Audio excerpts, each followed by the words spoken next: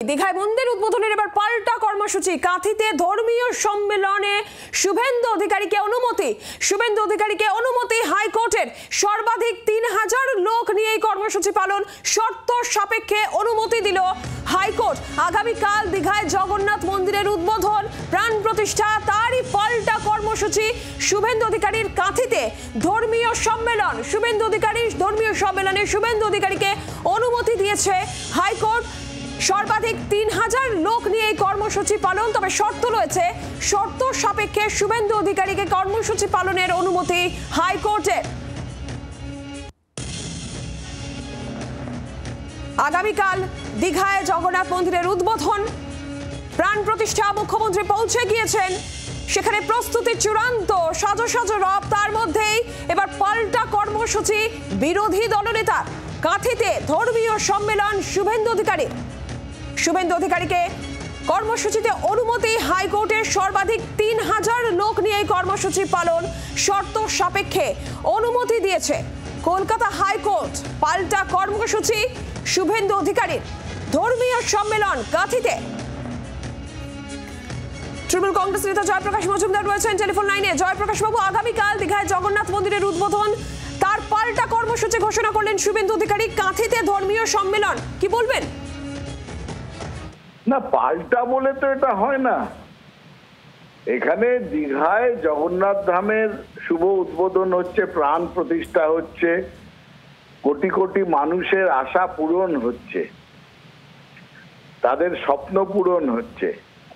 সেখানে শুভেন্দু অধিকারী যদি তার অনতি দূরে কোনো একটি ধর্মীয় সম্মেলন করতে চান, অক্ষয় তৃতীয়া তো কালকে, করতেই পারেন, গন্ডগোল না করলেই হলো। ওনার তো সবসময় অন্য উদ্দেশ্য থাকে, সেই উদ্দেশ্যের জন্যই হাইকোর্ট সচেতন হয়েই তাকে বলেছেন 3000-এর বেশি লোক যেন না থাকে।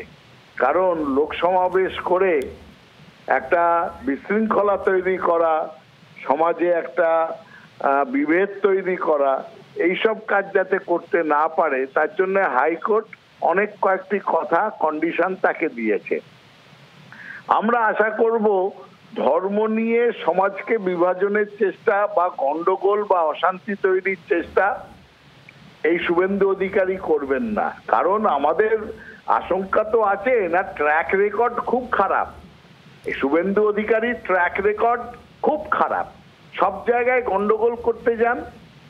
আর মুর্শিদাবাদ, মালদায় আমরা দেখেছি পকেট ভর্তি টাকা নিয়ে গিয়ে দাঙ্গা করানোর চেষ্টা করেছেন, সকলকে টাকা পয়সা দিয়ে।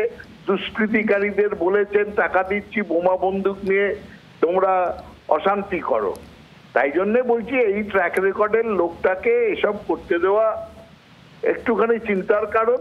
তাও আমরা আশা করব কালকে অক্ষয় তৃতীয়া, কোনো হিন্দু পুজো ছেড়ে এই ষড়যন্ত্রে, শুভেন্দু অধিকারীর ষড়যন্ত্রে পা দেবেন না। শুভেন্দু অধিকারী করছেন 2-2500 লোক নিয়ে, তিনি এটা করতে বলেছে হাইকোর্ট।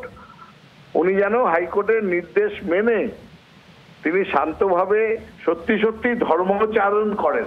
ধন্যবাদ জয়প্রকাশ বাবু, ধন্যবাদ আপনাকে। তৃণমূল কংগ্রেস নেতা জয়প্রকাশ মজুমদার ছিলেন আমাদের সঙ্গে টেলিফোন লাইনে। রাজ্য বিজেপি মুখপাত্র শ্রমিক ভট্টাচার্য রয়েছেন আমাদের সঙ্গে। শ্রমিক বাবু, আগামীকাল দীঘায় জগন্নাথ মন্দিরের উদ্বোধন এবং শুভেন্দু অধিকারীর কর্মসূচিও রয়েছে, ধর্মীয় সম্মেলন রয়েছে। তৃণমূল কংগ্রেস বলছে যে কোনো গন্ডগোল না হলেই ভালো।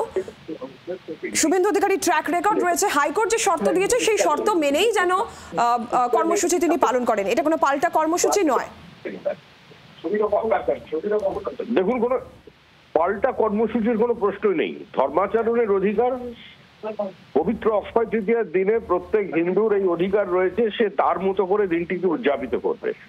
এখানে বিরোধী দলনেতা শুভেন্দু অধিকারী যদি এটি সম্মেলন করতে চান, তো স্বাভাবিকভাবেই সেখানে তৃণমূল কংগ্রেসের আপত্তি ছিল, সেই জন্যই তাকে পারমিশনের জন্য হাইকোর্টে পৌঁছতে হয়েছে। একটা রাজ্য, যে রাজ্য গণতান্ত্রিক ব্যবস্থার মধ্যে সংসদীয় গণতন্ত্রে অংশগ্রহণ করে বহুদলীয় ব্যবস্থাকে স্বীকার করে নিয়েছে, একটা যুক্তরাষ্ট্রীয় কাঠামোর মধ্যে যে রাজ্য চলছে, তাহলে সেখানে বিরোধী দলনেতার অবস্থানটাই হচ্ছে মুখ্যমন্ত্রীর পরে এই যে বিধানসভা লোকসভাগুলো আছে এগুলো সরকারি পক্ষের নয়, এগুলো বিরোধীদের। তাহলে তো প্রত্যেকেই এক্সিকিউটিভ অর্ডার এক্সারসাইজ করতো নবান্নে বসে কিংবা ওখানে সাউথ ব্লকে বসে প্রধানমন্ত্রী, সেটা তো হয় না, আলোচনার মধ্যে দিয়ে হয়। তো সেখানে বিরোধী দলনেতাকে এমনকি ধর্মীয় সমাবেশ করতে গেলেও আজকে হাইকোর্টের দ্বারস্থ হতে হচ্ছে। এইটা কি পশ্চিমবঙ্গের পক্ষে সব লজ্জা নয়? আর আমরা তো জানি আসল বিষয়টা কি, মানুষের দেহ করের টাকা খরচা করে জগন্নাথ মন্দির তৈরি হচ্ছে। মা কালী কালীঘাটে বলে দিয়েছেন যে তৃণমূলের ফাইল আমি আর নিতে পারবো না। পুরীর জগন্নাথ দেবের কাছে গিয়েছিলেন, উনিও বলেছেন আমার পক্ষে সম্ভব নয়। এখন যদি ওখান থেকে জগন্নাথকে টেনে এখানে নিয়ে এসে তৃণমূল তড়িপার করাতে চায়, এত তোষণ করেছে আর এত ঈদ উল ফিতর থেকে শুরু করে সমস্ত মঞ্চগুলোকে রাজনৈতিক মঞ্চ বানিয়ে ফেলেছে, ধর্মীয় ভাবাবেগের সঙ্গে প্রতারণা করেছে, হিন্দুদের ওপরে আক্রমণ করেছে, বিভিন্ন পুজো বন্ধ করে দিয়েছে, বিভিন্ন পুজো প্যান্ডেলে আগুন যারা লাগিয়েছে তাদের গ্রেপ্তার করা হয়নি, প্রকাশ্যে 30% হিন্দুদের কেটে ভাগীরথীতে। বোঝা গেছে, ধন্যবাদ সমীক বাবু। বাংলার আওয়াজ, বাঙালির আবেগ, জি 24 ঘন্টা।